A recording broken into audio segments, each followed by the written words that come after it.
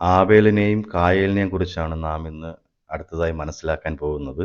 ദൈവം വിലക്കിയ നന്മ തിന്മകളുടെ വൃക്ഷത്തിൽ നിന്നുള്ള ഫലം കഴിച്ചതിനാൽ ആദവും ഹവ്വായും മരണഗ്രസ്തരാകുകയും പറുദീസയിൽ നിന്ന് പുറത്താകുകയും ചെയ്തു. അവർ ഭൂമിയിൽ വാസമായതിനു ശേഷം ജനിച്ച പുത്രന്മാരാണ് ആബേലും കായേലും.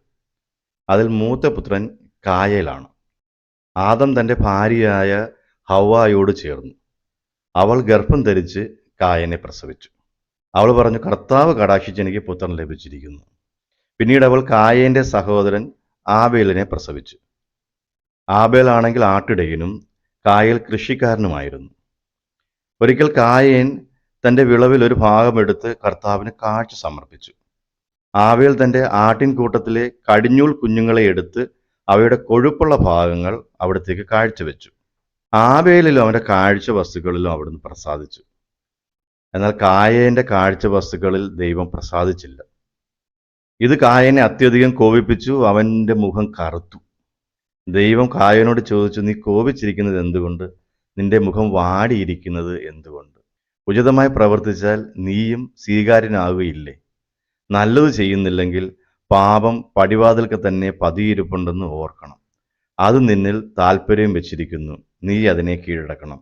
ദൈവം കായനോട് പറയുകയാണ്, പാപത്തെ കീഴടക്കണം. അതിന് കാരണമായി പറയുന്നത്, കോപം നിന്നിൽ വന്നിരിക്കുന്നു. രണ്ടാമത്, ഉചിതമായി പ്രവർത്തിച്ചാൽ നീയും സ്വീകാര്യനാവും. മൂന്നാമതായിട്ട്, പാപം നിന്റെ പടിവാതിൽക്കൽ നിൽക്കുന്നു, പതിയിരിപ്പുണ്ട്, അത് നിന്നിൽ താല്പര്യം വെച്ചിരിക്കുന്നു, നീ അതിനെ കീഴടക്കണം. എന്നാൽ ഇതൊന്നും കായേന്റെ ഉള്ളിൽ പതിച്ചില്ല. അവനാണെങ്കിൽ കോപത്താലും സഹോദരനോടുള്ള വെറുപ്പായാലും നിറഞ്ഞിരിക്കുകയായിരുന്നു. ഒരു ദിവസം കായൻ തൻ്റെ സഹോദരൻ ആബേലിനോട് പറഞ്ഞു, നമുക്ക് വയലിലേക്ക് പോകാം. ആബേലാണെങ്കിൽ തൻ്റെ സഹോദരനെ വിശ്വസിച്ച് അവൻ്റെ കൂടെ വയലിലേക്ക് പോയി. അവിടെ വെച്ച് കായൻ ആബേലിനോട് കയർത്തു അവനെ കൊന്നുകളഞ്ഞു. ഈ കൊലപാതകത്തിന് ശേഷം കർത്താവ് കായനോട് ചോദിച്ചു, നിന്റെ സഹോദരൻ ആബേൽ എവിടെ? അവൻ പറഞ്ഞു, എനിക്കറിഞ്ഞുകൂടാ. സഹോദരൻ്റെ കാവൽക്കാരനാണോ ഞാൻ? സഹോദരനെ കൊന്ന് കുഴിച്ചു മൂടിയപ്പോൾ അവൻ കരുതിയിരുന്നത് എല്ലാം ഇതോട് അവസാനിച്ചു എന്നാണ്. എന്നാൽ ദൈവം കടന്നു വന്ന് തന്നോട് ചോദിച്ചപ്പോൾ അവന് തൻ്റെ കുറ്റം മറച്ചുവെക്കുവാനുള്ള വ്യഗ്രതയിലായിരുന്നു. എന്നാൽ കർത്താവ് പറഞ്ഞു, നീ എന്താണിത് ചെയ്തത്? നിന്റെ സഹോദരൻ്റെ രക്തം മണ്ണിൽ നിന്ന് എന്നെ വിളിച്ചു കരയുന്നു. നിന്റെ കയ്യിൽ നിന്നും നിന്റെ സഹോദരൻ്റെ രക്തം കുടിക്കാൻ വായ് വളർന്ന ഭൂമിയിൽ നീ ശപിക്കപ്പെട്ടവനായിരിക്കും. കൃഷി ചെയ്യുമ്പോൾ മണ്ണ് നിനക്ക് ഫലം തരുകയില്ല. നീ ഭൂമിയിൽ അലഞ്ഞു തിരിയുന്നവനായിരിക്കും. നമ്മൾ ഈ വചനം കേൾക്കുമ്പോൾ പലപ്പോഴും കരുതുന്നത് ദൈവം കായേനെ ശപിക്കുന്നതായിട്ടാണ്. എന്നാൽ ഇത് ദൈവത്തിൻ്റെ ശാപമല്ല. ഒരു മനുഷ്യൻ്റെ രക്തം ചിന്തപ്പെട്ട് ആ രക്തം ഭൂമിയിൽ പതിക്കുമ്പോൾ ഇവിടെ പറയുന്ന ഇതാണ്, മണ്ണിൽ നിന്ന് രക്തം എന്നെ വിളിച്ച് നിലവിളിക്കുന്നു. അപ്പോൾ ഈ രക്തം ദൈവത്തെ വിളിച്ച് നിലവിളിക്കുന്നതാണ്.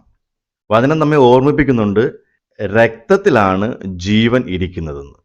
അപ്പോസ്തല പ്രവർത്തനങ്ങളിൽ അപ്പോസ്തലന്മാർ ഒന്നിച്ചുകൂടി ആദ്യമായി എടുത്ത തീരുമാനങ്ങളിൽ 3 കാര്യങ്ങളാണ് പറയുന്നത്. ഒന്ന് പറയുന്നത് എന്താണ്? വിഗ്രഹങ്ങൾക്ക് അർപ്പിച്ചവയിൽ നിന്നും അകന്നിരിക്കുക. മറ്റൊന്ന് പറയുന്നത് രക്തത്തിൽ നിന്നും അകന്നിരിക്കുക. മൂന്നാമത് പറയുന്നത് കഴുത്ത് ഞെരിച്ച് കൊല്ലപ്പെട്ടവയിൽ നിന്നും അകന്നിരിക്കുക. എന്തുകൊണ്ടാണ് രക്തം ഭക്ഷിക്കരുതെന്ന് പുതിയ നിയമത്തിൽ നമ്മളോട് അപ്പോസ്തലന്മാർ ആവശ്യപ്പെടുന്നത്? രക്തത്തിലാണ് ജീവൻ ഇരിക്കുന്നത്.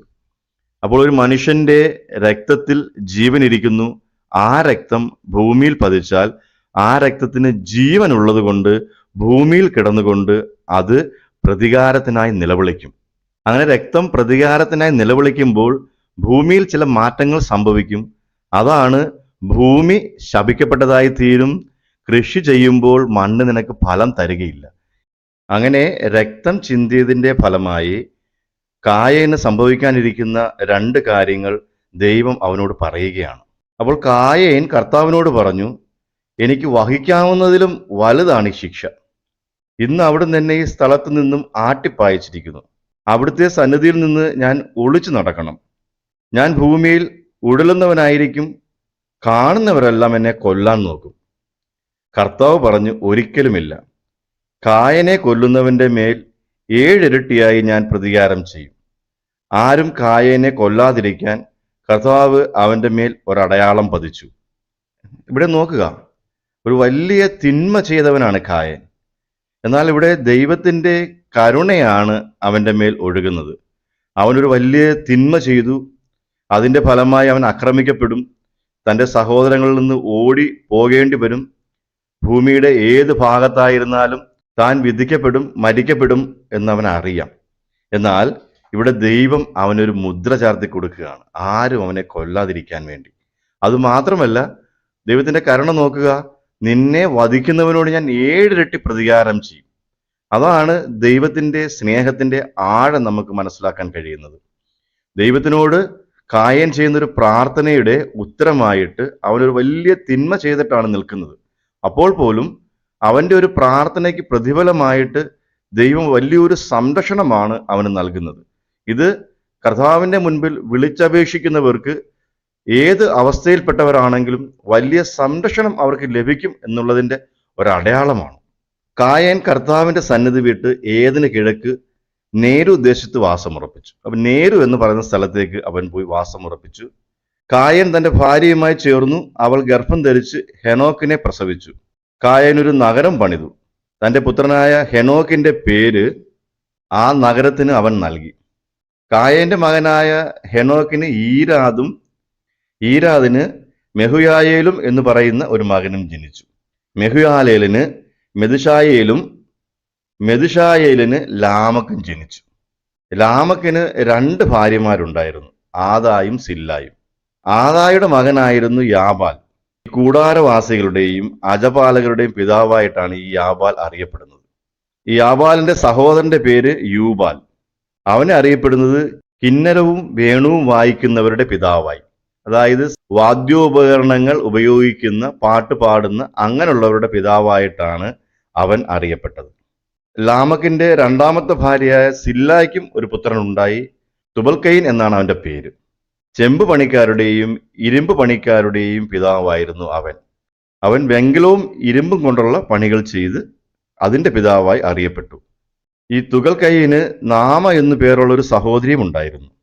ഒരു ദിവസം ലാമക്ക് തൻ്റെ ഭാര്യമാരോട് പറയുകയാണ്, ആദായെ സില്ലായെ, ഞാൻ പറയുന്നത് കേൾക്കുവിൻ. എന്നെ മുറിപ്പെടുത്തിയ ഒരുവനെയും എന്നെ അടിച്ച ഒരു ചെറുപ്പക്കാരനെയും ഞാൻ കൊന്നുകളഞ്ഞു.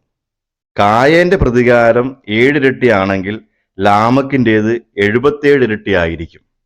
ഇവിടെ ലാമക്ക് പറയുകയാണ്, കായന്റെ പ്രതികാരം 7 ഇരട്ടിയാണെങ്കിൽ ലാമക്കിന്റെ പ്രതികാരം 77 ഇരട്ടിയായിരിക്കും.